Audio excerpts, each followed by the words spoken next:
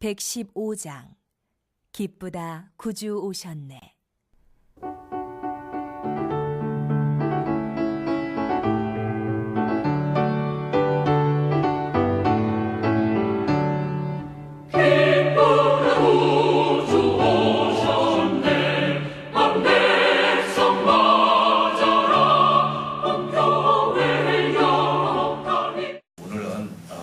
새해 첫날 첫 시간을 맞이해서 사도 바울이 자기의 인생의 시간을 이제 마지막을 보내면서, 이게 디모데 후서는 사도 바울 선생님이 마지막 쓴 서신서입니다. 그렇기 때문에 특별히 하나님께서 주신 은혜 가운데 어떻게 보면은 마침 군인들이 전쟁터에 나갈 때 다짐을 하면서 나가듯이 힘있게 쓴 내용들이 이 속에는 많이 들어있습니다. 인생의 종말을 맞이한 사도 바울이 개인적인 인생의 그런 어떤 회고담이라고도 볼 수가 있겠습니다. 7절에 보면은 이렇게 했습니다. 바울은 나는 선한 싸움을 싸우고 나의 달려갈 길을 마치고 믿음을 지켰으니 라고 이렇게 했습니다. 사도 바울의 삶을 세 가지로 딱 얘기를 한다면 이렇게 됩니다. 싸우고, 그리고 달리고, 지키는 삶이었습니다. 싸우고, 달리고, 지키는 삶을 살았던 것이 사도 바울의 인생입니다. 그런데 그가 자기 인생을 정리를 하면서 오늘 읽은 내용 중에 보니까 몇몇 사람들에 대해서 언급을 하고 있습니다. 그래서 이 사람들의 유형은 여러 가지로 나타나겠지만은 사도 바울 선생님께서 언급한 세 사람에 대해서 한번 우리가 생각을 해보면서 새해에 우리가 어떤 인생의 삶을 살아야 될지를 한번 나눠볼 수 있는 좋은 시간이 되시기를 주님으로 축복합니다. 무엇보다도 우리는 어떤 유형을 가지고 살아야 될지를 사도 바울 선생님 통해서 교훈을 받게 됩니다. 처음에 나온 인물은 누구냐면 데마라고 나옵니다. 그래서 우리는 이 인생을 살다 보면은 신앙생활을 하다 보면 데마와 같은 사람들이 있다, 이렇게 볼 수 있어요. 본문 10절에 데마는 이 세상을 사랑하여 나를 버리고 데살로니가로 갔다, 이렇게 이야기하고 있습니다. 여러분, 이 데마라는 사람은 처음부터 세상으로 간 사람이 아닙니다. 사람이 만났다가 헤어지는 것은 당연한 일입니다. 어떻게 이 세상 살면서 아무리 부부라도 언젠가는 서로 헤어질 수밖에 없는 것이 인생이라면, 여기서 지금 말하는 중요한 것은 어떻게 헤어지는 것이 중요한지에 대해서도 말씀하고 있습니다. 우리는 헤어질 때 불미스럽게 헤어지는 경우가 있고 어떤 비전을 가지고 헤어지는 경우가 있습니다. 그런데 대만은 불미스럽게 헤어지는 어떤 케이스가 될 수 있는 사람 중에 한 사람이었습니다. 다시 말씀드려서 어떻게 헤어지느냐가 굉장히 중요하다, 이렇게 볼 수가 있는 것입니다. 본문에 나오는 이제 디도나 그리고 그레스게나, 이 사람들은 다 왜 헤어졌냐면 목회를 위해서 헤어졌습니다. 파송이 된 거죠. 이런 헤어짐은 참으로 축복된 헤어짐이죠. 예를 들어서 우리 교회에서 선교사님을 파송을 했다, 그러면 헤어지죠. 근데 이 헤어짐은 굉장히 축복된 헤어짐입니다. 하나님도 기뻐하시는 헤어짐이라고 볼 수가 있겠습니다. 그러나 데마라는 사람은 어떻게 떠났습니까? 오늘 사도 바울 선생이 말씀하시기를 저는 나를 버리고 믿음을 저버린 사람이다, 이렇게 얘기를 하고 있습니다. 믿음을 저버렸다. 그래서 오늘 제가 제목을 처음 믿음과 마지막 믿음에 대해서 우리가 한번 나눠보자 해서 처음 믿음과 마지막 믿음에 대해서 말합니다. 바울이 로마 옥중에 있을 때 에베소서, 그리고 빌립보서, 골로새서, 빌레몬서 등 4편의 편지를 로마에서 쓰게 되는데요.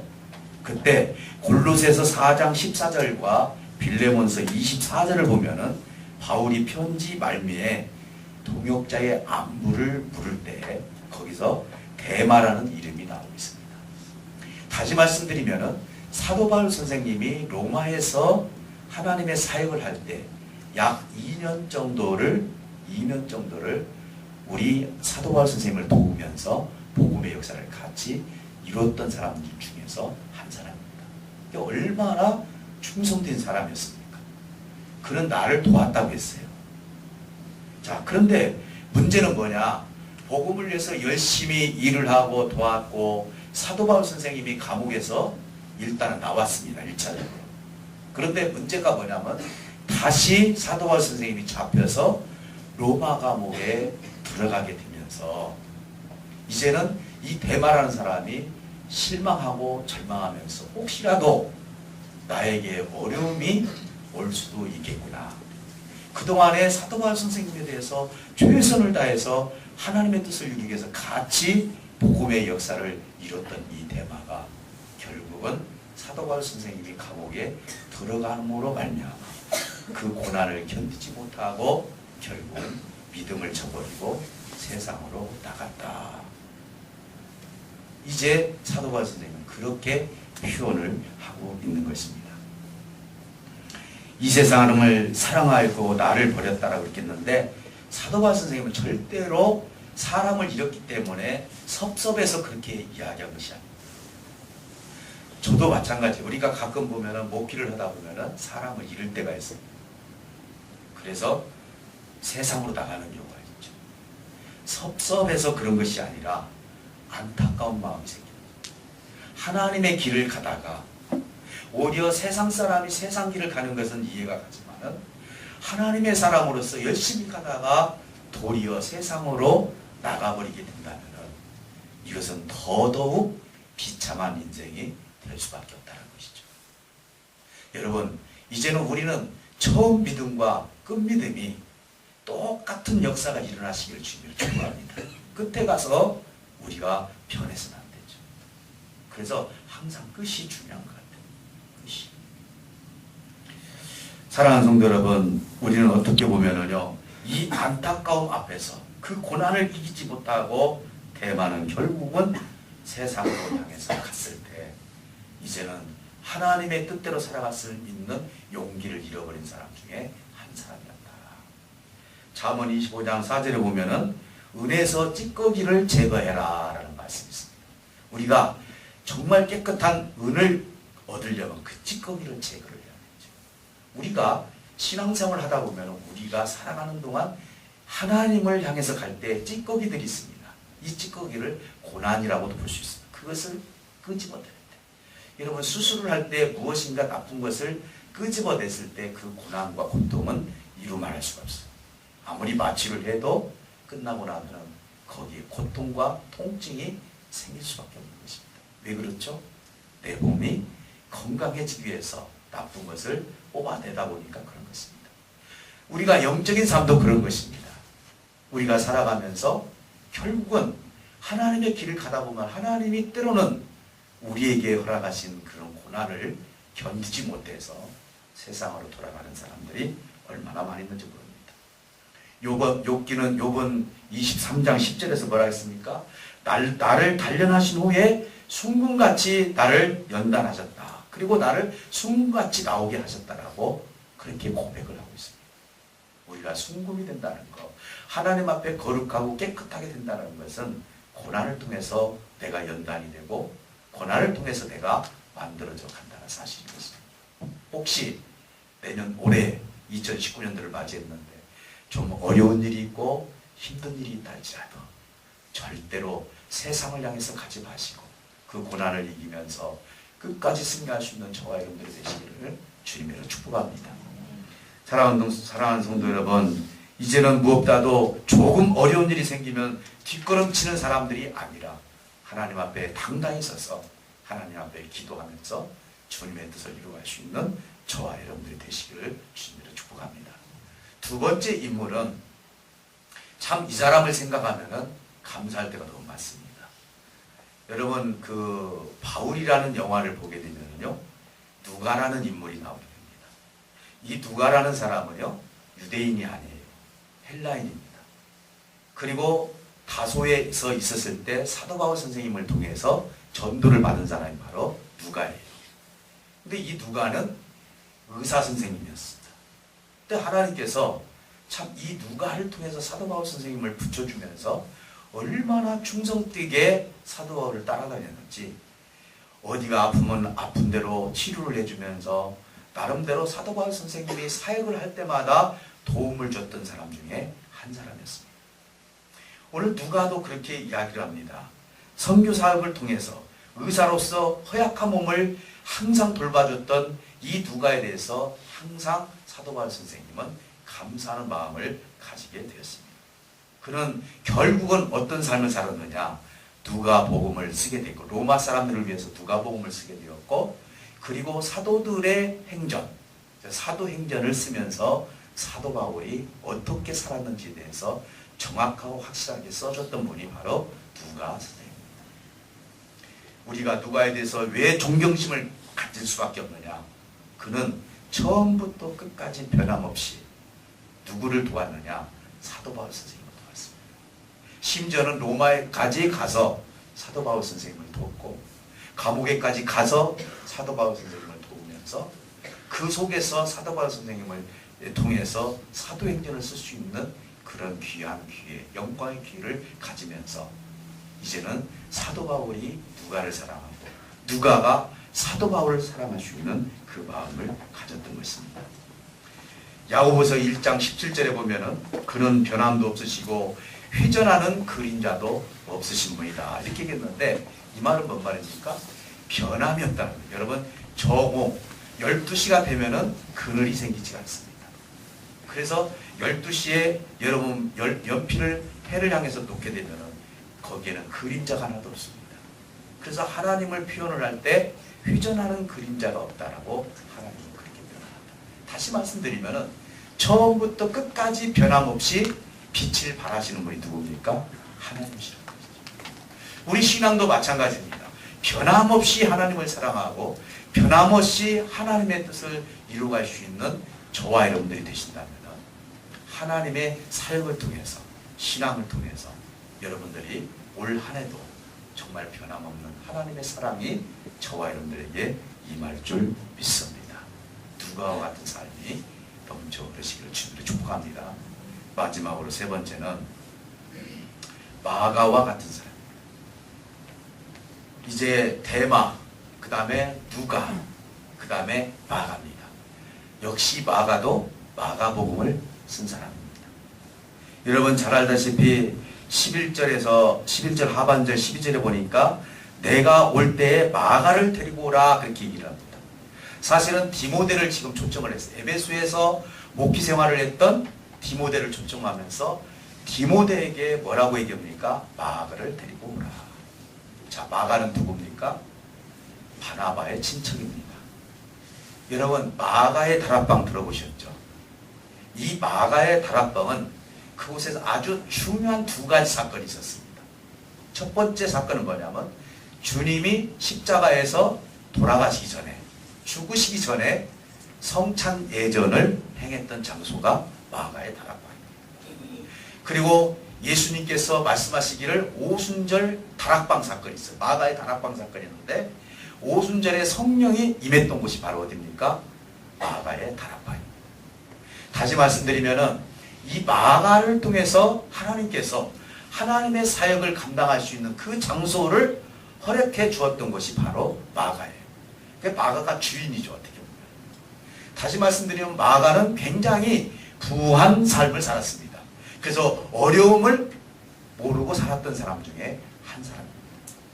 사실은 안디옥 교회에서 바나바가 예루살렘 교회에서 안디옥 교회 파송이 되었을 때 안디옥 교회에서 다시 누구를 바나바가 부릅니까? 사도 바울 선생님을 부르게 됩니다.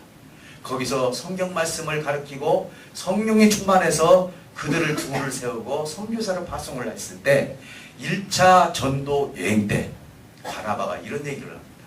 바울에게 마가도 데리고 가자. 그래서 결국은 마가도 1차 선교 전도여행 때 떠나게 됩니다. 그때 이 마가라는 사람은 어려움을 겪지를 못했기 때문에 이분이 좀 어려움이 있고 힘든 일이 있다 보면은 견딜 수가 없는 거예요. 그러다가 중간에 다시 말씀을 드리면 좀 무식한 말로 말한다면 중간에 도망와 버린 거예요. 여기서 사도 바울 선생님은 마가에 대해서 끈기도 없고 인내도 없고 그 고난도 견디지 못하는 마가에 대해서 이제는 생각하지 않습니다. 그리고 나서 2차 전도 여행을 떠나게 될 때 바나바와 그리고 사도 바울 선생님이 심하게 영적으로 다투기 시작합니다. 참 우리가 물론 바나바와 바울 선생님 훌륭하신 분입니다. 어떤 것 때문에 다툽니까? 마가를 다시 데리고 가자. 그렇게 했을 때 사도 바울 선생님은 안 된다. 이렇게 이야기를 했고 바나바는 아니다. 그래서 결국은 거기에서 헤어져서 따로 별도로 2차 전도여행을 떠나는 그런 일들이 벌어지고 말았습니다. 근데 문제는 뭡니까? 사도 바울 선생님이 마가를 버린 것이 아닙니다. 마가를 버린 것이 아니라 하나님의 그 옥중서신을 보게 되면은 마가가 활동하는 내용들이 나오게 되는데 결국은 한 번 실패했다고 해서 사도 바울 선생님이 그를 저버리고 그리고 아주 잘못된 사람이라고 내팽개치는 사도 바울 선생님이 아니었다는 것이죠. 그래서 자기가 가장 사랑하는 디모데를 통해서 부탁을 하는 거예요. 네가 올 때 디모데한테 네가 올 때 마가도 데리고 왔으면 좋겠다. 이렇게 얘기합니다. 여러분 사람이라는 건 신앙생활 하다 보면 실패할 수도 있고 넘어질 수도 있어요. 혹시 올 한 해 내가 시험이 들고 어려움이 있었을 때 혹시라도 넘어졌을 때 빨리 일어서시기를 주님으로 축복합니다. 주기도문에서도 뭐라고 합니까? 시험에 들게 하지 마옵시고 그리고 나서 시험에 혹시 들게 되면은 다만 어디서 건져주시라고요? 악에서 건져주시옵소서. 오늘 저와 여러분들이 쓰러졌을 때 그냥 그 쓰러진 상태로 대마처럼 그냥 믿음을 저버리고 만약에 세상을 향해서 그냥 가버린다면은 우리는 재생불능이 되어서 하나님의 길을 간다는 것이 어려울 수밖에 없다는 것입니다. 오늘 대마와 같은 그런 사람이 되어서는 안 되겠고요. 누가와 같이 변함없이 하나님의 뜻을 이루시고 혹시 마가와 같이 내가 너무너무 힘들어서 올 한 해 혹시라도 넘어졌다 할지라도 오뚜기처럼 다시 한번 일어서시기를 주님으로 축복합니다. 하나님은요 내가 넘어졌다 해서 그걸 버리시는 하나님, 의인은요 넘어져도 다시 일어선다라고 잠언에서 말씀하고 계시기 때문에 그렇습니다. 사랑하는 성도 여러분, 이제는 올 한 해도 하나님께서 우리에게 귀한 은혜를 주셨고 또 각자에게 말씀을 주셨고 또 하나님께서 주신 이 은혜의 말씀을 통해서 우리가 어떤 믿음을 가져야 될지를 다시 한번 견주어 볼 때 오늘 저와 여러분들은 정말 처음 믿음과 마지막 믿음이 똑같아서 하나님께서 나를 부르시는 그날까지 사도 바울 선생님이 정말 나는 선한 싸움을 다 싸웠다. 내가 전제와 같이 부음을 받게 된다. 이것은 뭡니까? 내가 포도주가 되어서 내 모든 몸에다 뿌려서 하나님께 드려지는 삶이 된다. 이렇게 지금 고백을 하고 있는데 그의 삶을 통해서 하나님 품으로 들어가는 것에 대한 두려움이 하나도 없었던 분이 누굽니까? 사도 바울 선생님이었습니다. 그러나 몇몇 분들을 언급을 하면서 우리가 어떤 인물들이 되어야 될지를 다시 한번 생각해 본다면 올 한 해는 정말 대마와 같이 세상을 향해서 가는 삶이 아니라 누가와 같이 변함없는 삶이 저와 여러분들에게 임할 것이고 마가와 같이 비록 내가 실패했다 할지라도 다시 하나님 앞에 우뚝 서서 하나님의 길을 걸어갈 수 있는 당당한 크리스찬들이 되시기를 주님으로 축복합니다. 다시 한번 올 한 해 여러분 주님의 이름으로 축복합니다. 가정에도 여러분 직장에도 여러분 삶 가운데서 그리고 여러분의 몸에도 하나님께서 복을 주셔서 올 한 해 건강하고 평안함이 넘칠 수 있는 한 해가 되시기를 주님으로 축복합니다. 여러분 옆 사람하고 한번 인사합시다. 주 안에서 큰 축복이 임할 줄 믿습니다. 여러분들 새해 첫날 첫 번째 인사하셨던 분입니다.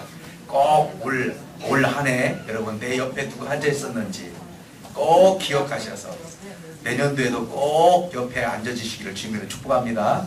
그래서 정말 주 안에서 승리할 수 있는 저와 여러분들 되시기를 주님으로 축복합니다. 감사합니다. 이 시간에 우리 다 같이